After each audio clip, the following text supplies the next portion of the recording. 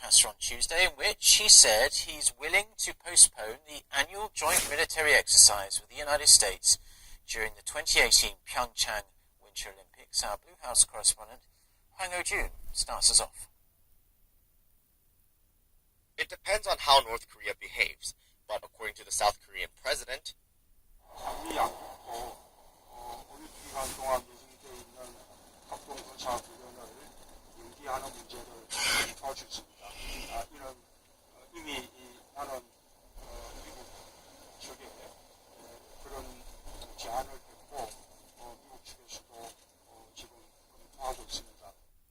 President Moon says such a move is to reduce tension on the Korean peninsula ahead of the upcoming Pyeongchang Winter Olympics, as well as to invite North Korea to the Games.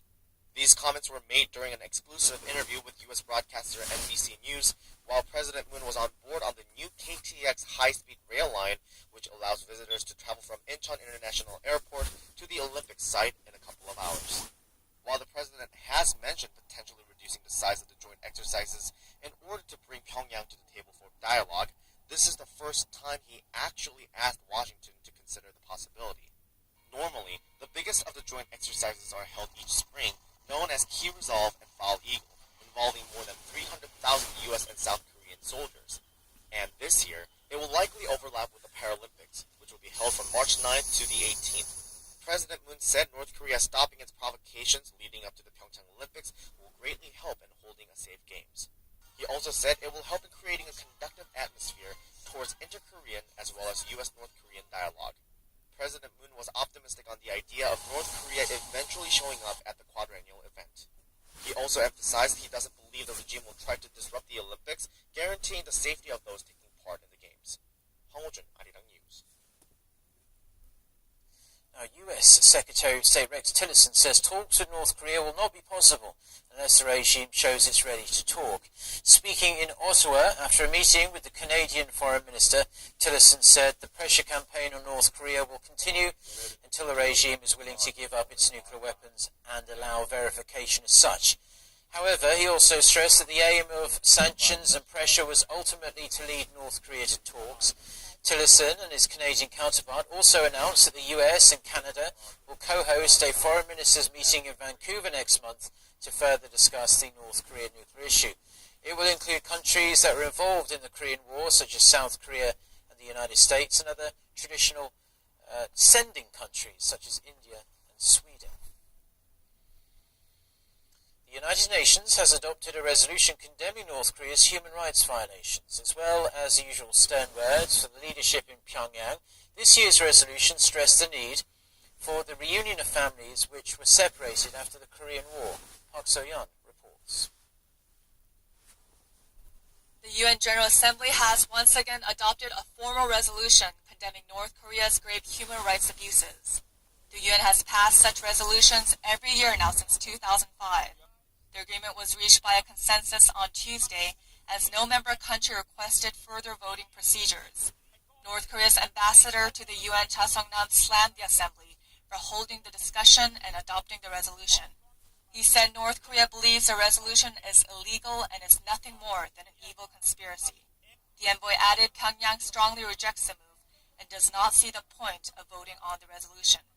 China and Russia's representatives expressed their opposition but refrained from blocking it. The resolution includes an overall denouncement of North Korea's systematic human rights violations and stated torture, rape, public executions, collective punishment, and forced labor as examples. In particular, the resolution includes for the first time a call for inter-Korean family reunions to be held on a regular basis, as well as for proper procedures to be put in place regarding detainees in North Korea. The resolution tabled by the EU and Japan also won strong support from South Korea, which agreed that the resolution should be adopted. Watchers say the resolution reflects the international community's determination to help improve the dire human rights situation in North Korea. Park So-yeon, Arirang News. Now, the United States has officially accused North Korea of being behind the massive WannaCry cyber attack that crippled hundreds of thousands of computers around the world back in May.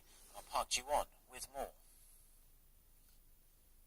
During a briefing at the White House on Tuesday, The White House Homeland Security Advisor said the U.S. has formally asserted that North Korea is the culprit of the so-called WannaCry ransomware attack in May. And other countries like Britain, Canada, and Japan have agreed with the U.S. conclusion. After careful investigation, the United States is publicly attributing the massive WannaCry cyber attack to North Korea. We do not make this allegation lightly. We do so with evidence, and we do so with partners. The official said the finding is based on evidence. He also said major U.S. tech companies, including Microsoft and Facebook, acted last week to disable a number of further North Korean cyber attacks, adding that the Trump administration will cooperate with private companies to prevent attacks in the future. We applaud our corporate partners, Microsoft and Facebook especially, for acting on their own initiative last week without any direction by the U.S. government or coordination to disrupt the activities of North Korean hackers. The announcement came as the international community is seeking effective ways to pressure the North Korean regime to end its nuclear and missile programs. The WannaCry ransomware infected hundreds of thousands of computers around the world, causing disruption mainly to public services in May. Park Ji-won, Arirang News. US President Donald Trump has nominated a career Foreign Service member, Susan Thornton, as the top US diplomat for East Asia. Thornton has been nominated for the post of Assistant Secretary of State for East Asian and Pacific Affairs, a role that she has already been serving in an acting capacity since the previous Secretary Daniel Russell left the position in March. Thornton's responsibilities include North Korea's nuclear weapons development as well as US relations with China. Her appointment needs the Senate's confirmation. She joined the State Department all the way back in 1991 and has worked in China and Turkmenistan. A reshuffle in North Korea with a senior official being stripped of one of his duties. Choi Ryong-hae, vice chairman of North Korea's Workers' Party, also one of leader Kim Jong-un's closest aides, will no longer also head the regime's Commission for Physical Culture and Sports. That's because that position is going to Chae Hui, a recently appointed vice chair of the Workers' Party. Pyongyang state-run news agency reported Tuesday that Chae Hui greeted North Korea's women's soccer team upon their arrival in Pyongyang from an East Asian football tournament in Japan. The switch might seem minor on the surface, but watchers suggest it could show Chae Hui is rising as a powerful force within the regime. First chair of the sporting committee was Jang Sung-taek, the uncle of Kim Jong-un, who was executed by his nephew shortly after Kim Jong-un took power.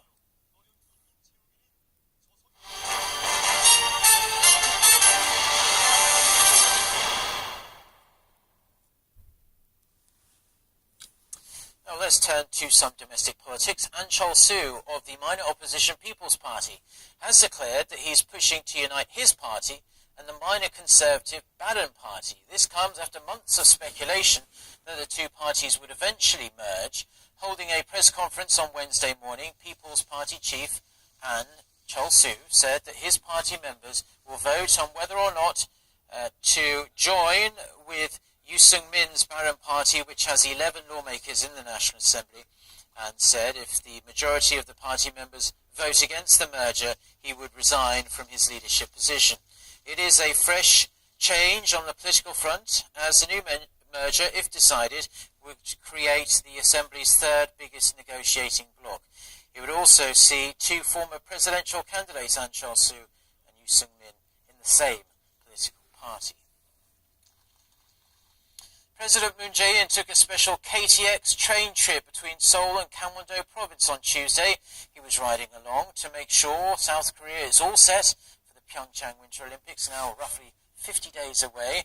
More than a dozen regular folk also got a chance to have lunch with the president on the super quick journey to the Olympic host province. Moon Gon-young with more. Lunch with billionaire investor Warren Buffett cost $2.7 million this year. Last year, $3.5 million. How about a lunch with one of the most popular sitting presidents in the world today? Under $200 for sure, in the form of a ticket to the 2018 Pyeongchang Winter Olympic Games, now less than 2 months away. The venue? The presidential bullet rail car, or South Korea's high-speed car number 1, covering the 277-kilometer distance between the Incheon International Airport to the eastern end of the Olympic cluster in less than 2 hours, revealed to the public for the very first time. 20 randomly selected citizens who enter the Hello Pyeongchang contest by posting creative photos as proof of ticket purchase were given the chance to lunch with the South Korean President Moon Jae-in as he took his car number 1 for a maiden ride to the venue of the Pyeongchang Games. 아마 청와대로 초청돼서 아주 근사한 식사를 할 것으로 그렇게 기대했을 것 같은데 혹시 실망스럽지 않습니까? 오늘 이 자리가 더 뜻깊은 것 같아요. 그러니까 이 열차가 공식 개통되기 전에 대통령과 함께 탑승한 1호 승객 굉장하지 않습니까? This middle school teacher won a seat for this photo, writing the word Pyeongchang with 180 of his students each holding a ticket to an ice hockey event at the 2018 Games. I'm sure it will be one of the most memorable events in life for myself and my students. My students and I will grow together to help the Republic of Korea stand tall. The South Korean president did not forget to ask for public support. 교통 인프라도 올해 중으로 다 완비가 될 계획이거든요. 준비 사항은 전혀 문제가 없는데 역시 이제부터는 홍보와 붐업이 중요하지 않습니까? South Korea is bidding big on the success of the 2018 Winter Olympic Games, not only for the sporting event itself, but to use this opportunity to create a momentum for easing tensions in Northeast Asia. An Olympics for peace, they call it, by continuously encouraging North Korea to participate in what will be the first of 3 back-to-back Olympic events to be hosted in this part of the world.